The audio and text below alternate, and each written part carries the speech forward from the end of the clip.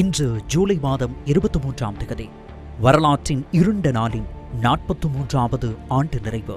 83ஆம் ஆண்டு ஜூலை கலவரம் உயிர்களையும் சொத்துக்களையும் அழித்து எமது நாட்டை பல வருடங்கள் பின்னோக்கி நகர்த்திய இருண்ட நாள். குறுகிய அரசியல் நோக்கங்களுக்காக மக்கள் பிரித்தாளப்பட்ட நாள். அந்த இருண்ட நாளை உருவாக்கியவர்களில் பெரும்பாலானோர் இன்று உயிரோடும் இல்லை.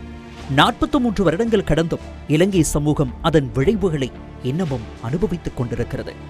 அரசியல் குறுகிய நோக்கங்களை நிறைவேற்றிக் கொண்டவர்கள் தமது அதிகாரத்தை உறுதிப்படுத்திக் கொண்டனர். குடும்பம் குடும்பமாக அரசியலில் நிலை பெற்றனர். அதிகாரத்தையும் செல்வத்தையும் அதிகரித்துக் கொண்டனர். எனினும் இறுதியாக நாட்டுக்கு என்ன நடந்தது?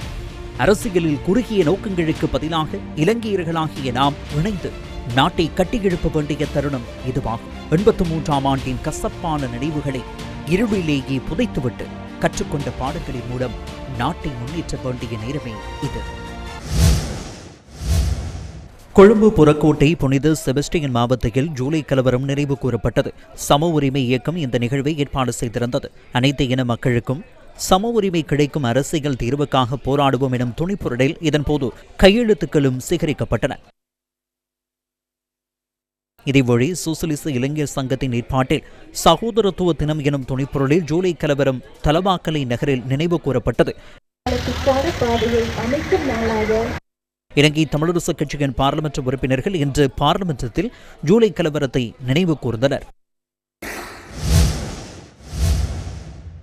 இதேவேளை இன்றைய பாராளுமன்ற சபை அமர்விலும் ஜூலை கலவரம் தொடர்பில் பிரஸ்தாபிக்கப்பட்டது. 1983ஆம் ஆண்டு ஜூலை மாதம் 23ஆம் தேதி கருப்பு ஜூலை தொடர்பில் சில கருத்துக்களை நினைவுபடுத்தி மீண்டும் இனவாதத்தை ஏற்படுத்துவதற்காக முயற்சிக்கின்றீர்கள் என வினவுகின்றேன். பாராளுமன்றத்தை குண்டு வீசி தகர்த்து பாராளுமன்றத்துக்கு தீ வைக்க முயற்சித்தவர்களே இன்று ஜனநாயகம் தொடர்பில் பேசுகின்றனர். வெட்கம். சஜித்தனியுடைய செயலாளராக இருக்கின்றவர் பெரிதாக பேசினார்கள். தோட்ட தொழிலாளர்களை அனைத்தையும் கொள்ளையடித்து நாசமாக்கிய பரம்பரையில் இருக்கின்றவர்கள் வேறு யாருமல்ல, அன்றைய ஐக்கிய தேசிய கட்சியினராகும். அவை எல்லாவற்றுக்கும் மேலாக 1979ஆம் ஆண்டு நாட்டின் அவசர கால சட்டத்தை நடைமுறைப்படுத்திய பாவிகள், அயங்காத தடுப்பு சட்டத்தை கொண்டு வந்த பாவிகள், அதன் மூலமாக நாட்டில் தமிழர்களை புண்டோடு அழிக்கின்ற நடவடிக்கை எடுத்தவர்கள் வேறு யாருமல்ல, இந்த பாவித்தனமான அன்றைய ஜேஆர் என்கின்ற நபரா. மக்களுடைய வாழ்வாதாரமாக இருக்கின்ற இதயமாக கருதப்பட்ட யாழ் நூலகத்தை எரித்து சாம்பலாக்கிய பாவிகள் வேறு யாருமல்ல உறுப்பினர் அவர்களே, இந்த ஐக்கிய தேசிய கட்சியாகும். அந்த ஐக்கிய தேசிய கட்சிக்கு பின்னால் ஓடுகின்றவர்கள், அந்த ஐக்கிய தேசிய கட்சியில் இருக்கின்ற காலை நக்கி பிழைக்கின்றவர்கள் இன்றைக்கு எங்களை பார்த்து எள்ளி நகையாடுகின்ற நடவடிக்கைகளை முன்னெடுக்கின்றார். அதனால் அந்த மாதிரியான பயிற்சிக்காரர்கள், மோசடி முட்டாள்களோடு எங்களுக்கு எந்த விதமான வாதம் கிடையாது.